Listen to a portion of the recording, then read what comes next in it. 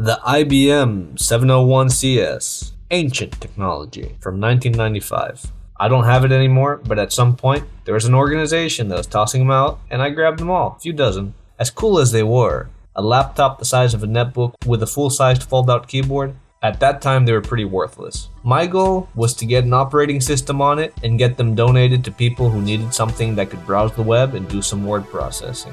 These machines had anywhere from 8 megabytes to 24 megabytes of RAM, 150 to 500 megs of hard disk space, and old Intel processors running at about 75 MHz. My intention was to get Windows 98 running on them, with as modern software as I could. Remember, these had to be easy to use and they had to work. And as many advantages as Windows 98 had, for these systems, it was pretty heavy. So what do? You can swap out the shell, that GUI that we use to interact with our computer. The idea would be to take the Windows 95 shell and run it on the Windows 98 system, therefore getting the best of both worlds. The improvements in stability of Windows 98 and the lightweight nature of Windows 95. Of course, you can do this manually, or you can use this cool little program called 98 Lite. Surprisingly enough, it's still on sale. What it does is automate the process of slimming down Windows and replacing the shell. Pretty cool, right? Now, I tried to run it in a virtual machine.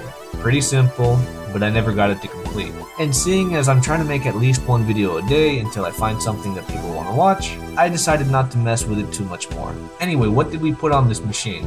Office 2000 for productivity, and a lightweight browser called Chameleon, as any other browser was just too heavy to be considered usable. This mesh of software created what would be the perfect balance. And out from the archive, I have an old video showing it off.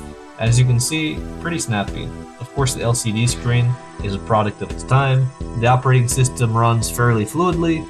Microsoft Word loads up pretty quickly. For what it is, it's pretty usable for its purpose. A machine to browse the web and to run some productivity software. Yeah, I know, horribly obsolete today. It has tremendous limitations. Yet, as you see, it can handle basic tasks with ease. Anyway, to me it's interesting to see how far tech has come today, yet at the same time seeing how much has stayed the same. I do hope you enjoyed this video. If you liked it, hit that like button. If you didn't, dislike. In any case, share, subscribe, and wherever you are in this world. Have a good night, have a good morning, have a good day. Bye bye.